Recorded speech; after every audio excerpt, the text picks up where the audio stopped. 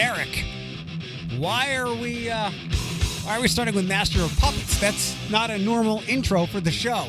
You are correct. But this song answered a question I had going into the weekend.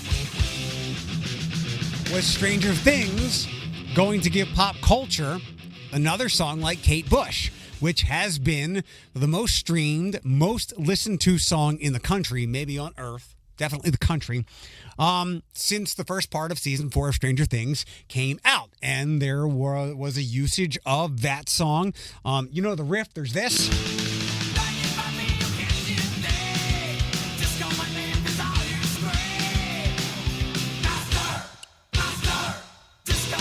Yeah, that song's been used a lot in pop culture, movies, everywhere, and Stranger Things, and that's all I can give you because I read an article. You tell me. I don't think this is a spoiler. The article got me interested. It said the real upside down, the real scary is adulthood, and that had me intrigued, more intrigued than the Kate Bush song. So maybe I will go watch Stranger Things. I spent the weekend watching something else. Mild spoilers, but really just some personal thoughts and why it's the closest I will ever get to some things I have no interest in ever. And hopefully I will never need to be connected to those things. First, how do I sound today? I got to tell you, when I went home on Friday, it was, so when I drop any food on the floor, Andre he does like warp 9 and eats it. Thankfully, it's a stomach of steel. Like when you're trying to pry some food out of your dog's mouth that they shouldn't be eating, that's what it was like trying to get the bottom tray out of my mouth with Invisalign. I was really demoralized. And to be quite honest, that night and early on Saturday, I had a bunch of time to think when I was doing the side job. I was doing a lot of mental gymnastics and trying to remind myself that the outcome, the conclusion, will be worth all this, and are there any tips or tricks? I sent a video to a friend of mine who is a dentist, and I'm like, maybe my mouth, this sounds weird, maybe my mouth isn't big enough. My fingers are too big, and I just can't get it back there. But to be honest, I had some good drinking and some good eating Saturday afternoon and on, and not a single problem with the trays. So maybe they were just really firm and had to be stretched out a little bit. I had to get to the right touch points on them, had to stick my fingers in my mouth the right way. And I was kind of demoralized and I was questioning a lot of things, definitely Friday. And I was also a bit hangry because I was wondering, God, all I'm ever going to drink is water, which I am. I had 6 28-ounce bottles of water yesterday to kind of satiate my appetite. But I had to get used to taking them out just so I could have a protein bar, cleaning my mouth, putting them back in, and just thinking of all these steps Friday afternoon through Saturday morning until I was able to get them out and the bottom tray out kind of easily. I surprised myself when I made that video. I got over the hump right then and there. So after 24 hours of what am I doing? I'm in a great spot right now and no lisp. In fact, the trays I don't think are settled 100% right now, and that's my bad. Maybe there's a piece of food in there somewhere. I don't know, but you can't tell. And I don't care if you can see them and my teeth are shining because of the reflection of the Invisalign. I am a total 180 from where I was Friday afternoon, night, and early Saturday morning. I was also, these mental gymnastics took me to, so I don't know about you, but you could probably tell with me, I do a lot of research before I make a decision. And then sometimes it becomes paralysis by analysis. You overthink it. I asked very few questions. And at Dr. Frankel's office, Pam said, it's like wearing a retainer. When she said that, I was done. I was in. You know, I've told you I had gum issues for a long time because I didn't go to the dentist. I was always afraid to get Invisalign or consider it. I didn't think my teeth or gums were strong enough. The prying and shoving my fingers and pulling the trays off of teeth are something I never would have done 10 years ago, 15 years ago. And now I do it without batting an eyelash. And arguably the only thing that was weird, kind of painful, discomforting on Friday was the doctor, I guess, had the saw in between my teeth, my upper right teeth, molars, so the teeth could move a little bit. And he had to go to a different tool. And it felt a lot better after that. But I am a total 180 from where I was as a dental patient, so I'm looking forward to the outcome, even though I'm outside of character and did not look anything up about this. How I have to take them out, what I can eat or drink, how often do I have to clean them, how do I figure out which is the bottom tray, which is the top tray? Oh, my vampire bottom teeth let me know that that's the bottom tray, but I didn't look anything up. I went into it nearly blind. Had I done it the other way, I might have just said, nah, not for me. But I'm in a much better spot than where I am on Friday, and no problems talking. In fact, let me take a sip of water. I could actually lose some weight with this because I will probably be drinking nothing but water, coffee, and alcohol, no more soda. I was getting into Powerade recently after I needed the electrolytes from beating the cold and COVID stuff. Maybe I will skip a snack instead of just eating it, and I'll just, try to drink some water, fill up on water, and hope that satiates me. So something I'll keep an eye on, a unintended positive consequence of Invisalign. Next up, what I spent my weekend doing. Should I do TV show stuff? Yeah, and then I'll leave the serious stuff for the middle, and then we'll wrap around with some fun things. So I didn't watch Stranger Things, although an article I read said the adulthood thing has me interested now. And I should know better because I didn't watch season 3 when it came out. And then I did, and I was like, this is really good. But I watched The Terminal List, a new Chris Pratt military show that came out on Amazon Prime. And for everybody that complains about Prime and the awful thing, no, they complain about Amazon and Jeff Bezos and all. Like, take all that away, and I would still pay $100 and some a year for the TV service, the streaming service, because they might have show for show the best service out there, and they still have a lot of legacy content that Netflix seems to have lost to other to the home providers or the home networks or production companies. So I watched one episode Friday night, and I'm over. I like to say, if you're good at something, do it as often as possible. And Chris Pratt does that. Chris Pratt is a great actor as a dad. He's a dad character. Plays the dad role well. Plays the husband role well, and shooting guns. So that fits with Star-Lord, the Tomorrow War that he was in on Prime or Netflix. But I'm kind of over Chris Pratt being Chris Pratt. Not that I need him to do I think Bradley, what's his face? Bradley Cooper? Yeah.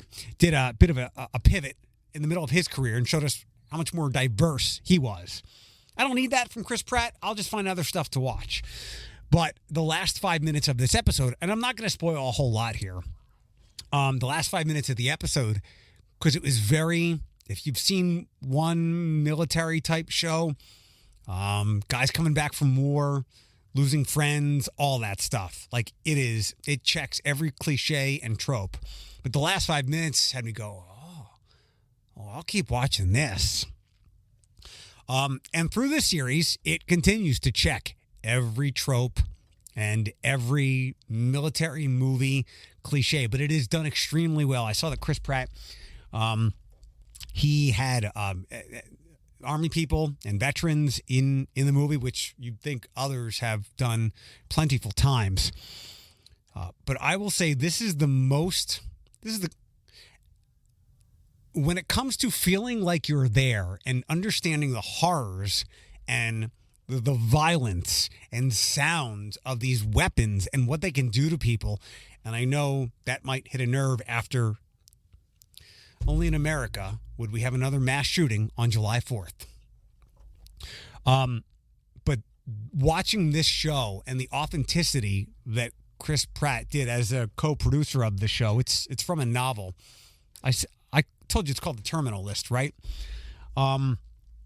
It's the closest I have felt, and I felt like I was touching these weapons. It felt like you were in the first scene of Saving Private Ryan. That kind of like deafening noise when the violence and action was happening. And while it was not outside the comfort zone of Chris Pratt, I would say that this might have been his most challenging role, certainly physically, but his ability to play that character and that role all the way through is completely authentic. If you didn't know who he was and what he's done, you would think that this was some type of ex-military man who became an actor. So I give him tons of kudos for the grueling and tiring nature of the role. I had a couple more things. Oh, one more thing that kept me going. It's a really good cast. Taylor Kitsch is in it, who was in Friday Night Lights and the Wolverine movie that everybody hates. Some other familiar faces. But there is a moral gray area that arises in a couple of different directions. So I don't know if you've seen it. I used to watch it. It used to be my TNT movie. Whenever it was on, I would watch when we all still had cable. A Few Good Men. It is morally conflicting, like A Few Good Men, but with thousands more bullets and so much more action. So if you choose to get in on that, I hope you enjoy the immense detail in this movie that brought me closer to military weaponry and military operations than I ever want to be in my life. And again, I haven't seen Zero Dark 30 or Sniper. So, but when there's something on Prime, I always give it an eye. To that point, yesterday, and this was before the shooting in Highland Park, yesterday felt weird, and I'm not going to say this was everybody, but it certainly felt like a lot of people. And I can't even anecdotally say this is accurate, but I'll just throw it out there. Yesterday felt like, and I'm trying to get away from saying I kind of feel like, or I feel like, no, either you do or you don't. Yesterday, looking around, I sensed that I saw a lot less American flags from where I would normally see them. And I wonder if there were two kinds of people who proliferated this country yesterday. Not majorities, but plenty. There's certainly more than there has been. The people that would normally put up American flags, and yes, I'm stereotyping a little bit. I wonder if those people did not choose to be as patriotic as they normally would on July 4th because they feel they're losing a grip on their country and what they believe an American looks like. I should have conveyed that fairly well, right? They are that traditional, standard white person. Might not have a lot of ethnic friends or ethnic tastes, and their idea of America is one singular white thing. And I'm not saying that they are racist by any means. They just live in a silo. And their idyllic America, which was never really a thing, we have more people coming into this country. We should be welcoming people of different colors, embracing people who have different genders and different sexualities, and this horrifies them, so they have not put their flags up because they're afraid that they're losing what they think they knew. The other side of that is more and more people realizing those people felt like their flag was vanishing from them. The other people that I thought of were people who realized that flag never stood for them and doesn't now. Because the racism is far worse 150 years ago, but it is still very prevalent. And they're realizing more than ever that that flag stands for many bad things that happen here. And it's not getting any better. I think that's it for the serious stuff.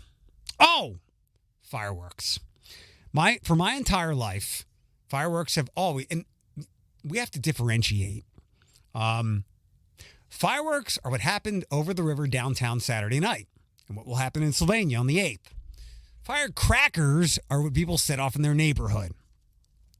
For as long as I can remember, people have always, in neighborhoods, set off firecrackers leading up to July 4th and up through the middle of July. It doesn't keep me up. It was blaring last night. Thankfully, it doesn't affect my dogs. And in this case, this is one of these things where I can be completely sympathetic and empathetic and compassionate to everybody else, even though this doesn't bother me at all. And the sheer volume would lead me to believe that we should do something. And I know that we expect this, but and remember, last night was at least July 4th, but it was a school night. It was a work night. So a lot of people were kept up by people setting them off from 10 through 2 a.m. And then you finally fell asleep. And then the rumbles of thunders and the morning storms just made it a really bad Tuesday for you. At best, these things are inconsiderate because they're happening in and around neighborhoods. At worst, people can get hurt. Things can burn, and, a handful of other things. But I heard those firecrackers, and they weren't outside of my house. Can you imagine how many people, and this is where the volume comes in, and where we have to go. It's like, if you're running a pizza place and nobody gets pineapple for a topping on their pizza, it's time to take pineapple off the topping choices on the menu. There isn't a single person who walked outside of their home last night when firecrackers were going off in their neighborhood and they went, wow, this is incredible. I am so glad these people bought cheap-ass fireworks and decided to set them off in our neighborhood to keep the patriotism and the excitement going at 12:15 this morning. Nobody did that. Think about the entire neighborhood, the entire community whose evening is likely being disrupted. You can't sleep. Your dogs are just beside themselves in fear in the closet under blankets. Your kids can't go to sleep.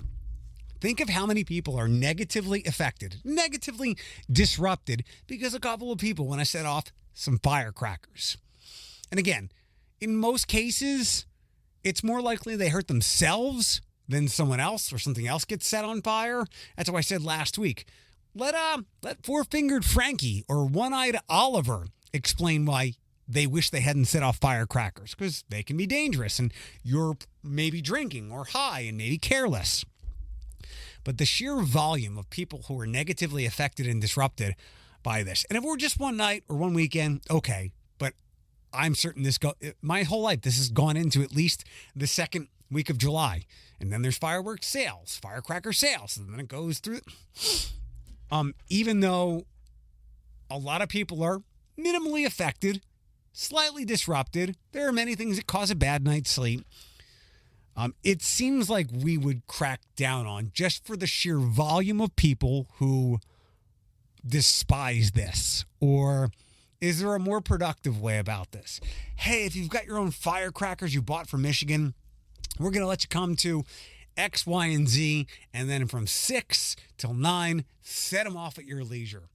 But if you're disrupting neighborhoods, we're going to have some kind of punishment or penalties. And this is where irate Eric comes in, and I want to over penalize these people. It's like, you want to light these things off? Fine. We're going to put you in jail for 10 days. I know that's completely ludicrous, but sending a message so that we wouldn't be disrupting so many people. Two final things. So I am a Backstreet Boys fan, and they had a performance over the weekend in Toronto, and he I guess he kind of dubbed himself the 6th Backstreet Boy, and that would be Drake.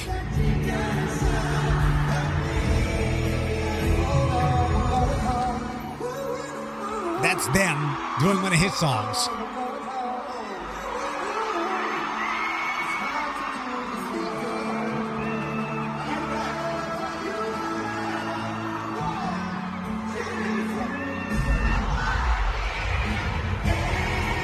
So first of all, those 30 and 40-something-year-olds were yelling and as loud as they were when they were 15 years old. And Drake looked like he was having a better time than all of them. And of course, he gave us the end. I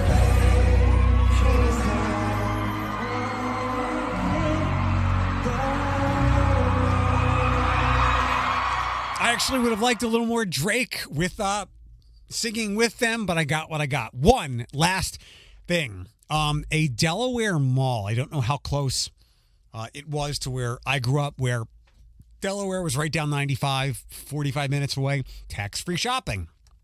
They were digging up a mall, remodeling a mall, doing something in a mall, and they ripped down a wall and found a completely preserved 1980s Burger King. Can you think back? I want you to close your eyes and visualize those restaurants in the 80s. All I'm seeing is lots of ferns, plastic from the kids' meal toys that we would discard, and most of all, those logo implanted aluminum foil ashtrays. The McDonald's logo was like printed on it, the Burger King logo. When we look back on a time and see how stupid we were, because the smoking section was the next booth over from the non-smoking section. How dumb were we? Which takes me back to a tweet I thought of last week. Right now, 30-year-olds are drilling 60-year-olds for what they did to society, culture, and the planet. When those 30-year-olds are 60 years old, 30-year-olds then will be ripping them for what they've done these next 30 years. Thanks for listening. Always appreciate you being here. Share the podcast if you can.